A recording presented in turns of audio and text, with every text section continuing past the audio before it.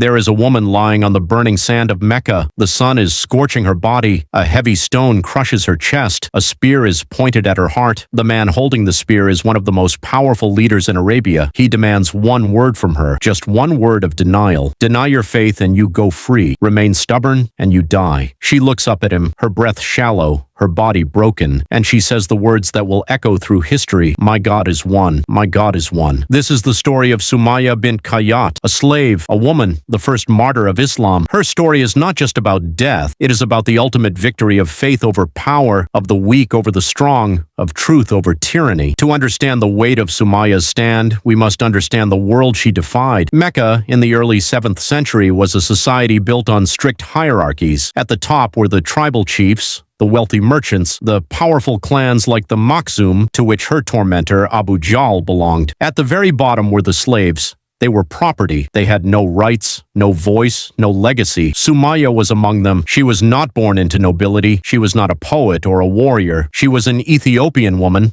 a slave, married to another slave named Yasir ibn Amir. Together they had a son named Ammar. Their lives were defined by servitude. Their future was not their own. Then a man named Muhammad began to preach a message that turned this world upside down. He spoke of one God who saw no difference between master and slave, between rich and poor, between man and woman. For those at the bottom, this was not just a new religion, it was a promise of dignity. When the call came, Sumayyah, her husband Yasir, and her son Ammar were among the very first to answer. They embraced Islam in its earliest, most dangerous days. The reaction from the powerful of Mecca was immediate and brutal. This new faith was a direct threat to the social and economic order. If slaves could be the equals of masters, the entire system would collapse. The leaders decided to make an example of the weakest followers, hoping to crush the movement through fear. They targeted the slaves and those without powerful tribal protection. The family of Yasir, Sumayyah, her husband, and their son were chosen. Their master, Abu Hudhayfa, was pressured to hand them over to the enforcers of the Quraysh, led by the infamous Abu Jahl. The torture began. It was not a quick violence, but a slow, public, and psychological breaking. They were taken to the scorching valley of Mecca at midday. When the sun turned the desert into an oven, they were stripped of their dignity and subjected to unimaginable cruelty. The scenes of torture were designed to be a spectacle. The Meccans would gather to watch. Sumayyah, Yasir, and Ammar were forced onto the burning sand. Heavy stones were placed on their chests, making each breath a struggle. They were beaten with whips and sticks. The heat seared their skin. Through it all, the demand was the same: renounce Muhammad, deny this God of yours, worship Al-Lat and Al-Uzza again. We have no detailed record of Sumayyah's words during these ordeal, but we have the testimony of her spirit. She did not recant. Her husband, Yasir, an old man, also remained steadfast. Their son, Ammar, witnessed his parents' suffering. The tormentors, frustrated by their resilience, escalated the torture. They used hot iron. They dragged them through the streets. The Prophet Muhammad would pass by the family in their agony. His heart would break, for he could not stop it. He did not have the power, but he gave them something else. He looked at them and said, "Patience, O family of Yasir, your promise is paradise." In that moment, he reframed their suffering. It was not meaningless pain. It was a path to an eternal reward. One day, the torture reached its climax. Abu Jahl, the embodiment of Meccan arrogance and cruelty, confronted Sumayyah. He had tried everything to break her. Pain had not worked. Public humiliation had not worked. Now he resorted to a final personal attack. He stood over her battered body, spear in hand. He hurled insults at her faith, at her lowly status. He mocked her belief in an unseen God. And then he offered her one last chance. "Deny Muhammad, you foolish woman, and this all ends." Sumayyah, with what little strength remained, did something that shocked the onlookers. She did not plead. She did not cry. She defied him. She spoke back to the mighty Abu Jahl. She condemned his idols and affirmed her faith in the one God. In a rage, humiliated by the defiance of a slave woman, Abu Jahl drove his spear into her body. Sumayyah bint Khayyat became the first person in the history of Islam to be killed for her faith. She died a slave in the eyes of Mecca, but she died a free woman in the eyes of God. Her husband Yasir was also martyred shortly after. Their son Ammar was tortured until, in a moment of unbearable anguish, he uttered words of of disbelief to save his life. He ran to the Prophet weeping in guilt. The Prophet wiped his tears and asked, "What is in your heart?" Ammar said, "My heart is filled with faith." The Prophet told him that if they tortured him again, he could say the words again, as long as his heart remained firm. The story of Sumayyah does not end with her death. It begins a legacy. Her son, Ammar ibn Yasir, grew to become one of the most beloved and respected companions of the Prophet. He was known for his deep faith, his wisdom, and his courage. He fought at the Battle of Badr, where he faced his parents' killer, Abu Jahl, on the battlefield. He lived to see the triumph of Islam. The slave woman's son became a pillar of the Muslim community. The Prophet loved him dearly and said of him, "Ammar is with the truth,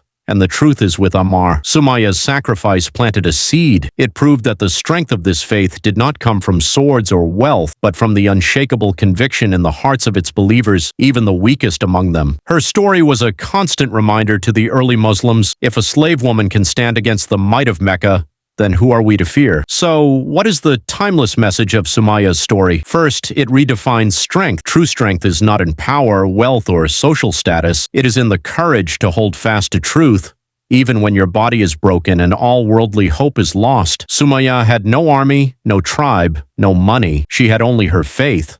And with that, she defeated a kingdom of arrogance. Second, her story is the ultimate proof of human equality before God. In the eyes of her persecutors, she was the lowest of the low. In the eyes of God, she was the first to earn the highest honor of martyrdom. Islam did not begin with the conversion of kings and generals. It began with the conversion of the oppressed, the slaves, the poor, the marginalized, and through their unwavering faith, it conquered the world. Third, her legacy is a direct challenge to us today. In an age where we compromise our principles for social approval, for career advancement, for comfort, Sumayyah's stand asks us, what is your truth, and what are you willing to endure for it? Her final words were not a scream of pain, but a declaration of faith. She taught us that the greatest victory is not in living comfortably, but in dying truthfully. Centuries have passed, but the sand of Mecca still remembers. The powerful names of the torturers, Abu Jahl, Abu Lahab, are remembered only as symbols of evil, but the name of Sumayyah, the slave, the woman, the martyr, is recited with honor by over 1 billion people every time they read the history of their faith. She is not a footnote. She is a foundation. Her story is a beacon for every person who feels powerless, for every voice that is silenced, for every soul that struggles under oppression. It declares that your circumstances do not define your worth. Your faith does. Your courage does. Your refusal to bow down does. From the burning sands of Mecca to the annals of history, Sumayyah bint Khayyat stands eternal, a testament to the fact that sometimes the one lying in the dust holds more power than the one standing with the spear.